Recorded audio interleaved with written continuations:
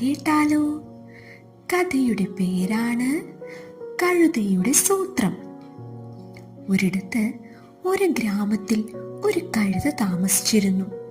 ഗ്രാമത്തിലുള്ളവർക്ക് വേണ്ട സാധനങ്ങൾ എത്തിച്ചു കൊടുക്കലും കടയിൽ കൊണ്ടുപോയി കൊടുക്കലും ഒക്കെയായിരുന്നു അവന്റെ ജോലി. ഒഴിവു സമയങ്ങളിൽ അവൻ കാട്ടിലേക്ക് പോകും. ഗ്രാമത്തിനോട് ചേർന്നാണ് കാട്. എന്നിട്ട് കാട്ടിലൂടെ കറങ്ങി നടക്കും. എല്ലാവരും തന്നെ വളരെയധികം കഷ്ടപ്പെടുത്തുന്നു. ആർക്കും ഒരു വിലയുമില്ല. മറ്റെന്തെങ്കിലും ആകാൻ കഴിഞ്ഞിരുന്നെങ്കിൽ എത്ര നന്നായേനെ. ജിറാഫായിരുന്നെങ്കിൽ ഏതുയരമുള്ള മരത്തിന്റെ മുകളിലേക്കും കാണാമായിരുന്നു. ചീറ്റയെ പോലെ ആയിരുന്നെങ്കിൽ കാറ്റിന്റെ വേഗതയിൽ ഓടാൻ കഴിഞ്ഞേനെ. മുതലയെ പോലെ തന്ത്രശാലിയാകാൻ കഴിഞ്ഞിരുന്നെങ്കിൽ, ഹിപ്പോപ്പൊട്ടാമസിന്റെ ശക്തി കിട്ടിയിരുന്നെങ്കിൽ. അങ്ങനെ ഓരോ പാഴ്ചിന്തയുമായി അവൻ കാട്ടിലൂടെ നടക്കുകയായിരുന്നു. പെട്ടെന്ന് അവൻ ഒരു സിംഹത്തിന്റെ തോല് കണ്ടു. ഉടനെ തന്നെ അവന്റെ മനസ്സിൽ ഒരു സൂത്രം തോന്നി. ഇതെനിക്ക് നന്നായി ചേരും. ഇതിട്ട് മറ്റു മൃഗങ്ങളെയും ആളുകളെയും ഒന്ന് പറ്റിക്കാം. അവൻ അതെടുത്ത് ധരിച്ചു. എന്നിട്ട് പുഴയുടെ അടുത്തെത്തി പ്രതിബിംബത്തിലേക്ക് നോക്കി. അത്ഭുതം തന്നെ! ഞാനൊരു കഴുതയാണെന്ന് ഇനി ആരും പറയില്ല. ആരും എന്നെ നോക്കി കളിയാക്കി ചിരിക്കുകയുമില്ല, അവൻ സ്വയം പറഞ്ഞു.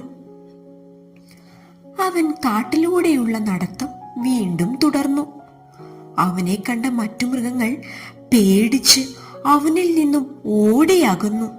ഇത് കണ്ട കഴുതയ്ക്ക് ഉറപ്പായി തന്റെ സൂത്രം ഫലിച്ചു എന്ന്. പിന്നീട് അവൻ നേരെ പോയത് ഗ്രാമത്തിലേക്കാണ്. ഗ്രാമവാസികൾ സിംഹത്തിനെ കണ്ട് പേടിച്ചു വിറച്ചു. കഴുത ഇതെല്ലാം ആസ്വദിച്ച് കണ്ടുകൊണ്ട് ഗ്രാമത്തിലൂടെ പേടിയില്ലാതെ കറങ്ങി നടന്നു. അവൻ വളരെയധികം സന്തോഷത്തിലാണ്. കാരണം ഇനി ആരെയും പേടിക്കേണ്ട കാര്യമില്ല. അങ്ങനെയിരിക്കെ ഒരു ദിവസം ശക്തമായി കാറ്റ് വീശാൻ തുടങ്ങി. കഴുത ധരിച്ചിരുന്ന സിംഹത്തിന്റെ തോൽ പറന്നുപോയി. അങ്ങനെ വലിയൊരു രഹസ്യം പുറത്തായി. ഇതൊരു കഴുതയാണ്, അല്ലാതെ സിംഹമൊന്നുമല്ല. ഗ്രാമവാസികൾ ദേഷ്യത്തോടെ അലറി വിളിച്ചു. അവർ വലിയ വടികളുമെടുത്ത് കഴുതയെ പിന്തുടർന്നു.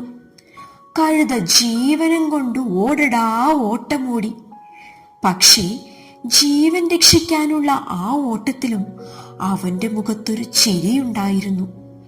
വിഡ്ഢിയാണെന്ന് പറഞ്ഞ് കളിയാക്കിയവരെയെല്ലാം ഒരുപോലെ പറ്റിക്കാൻ കഴിഞ്ഞതിന്റെ സന്തോഷ പുഞ്ചിരി.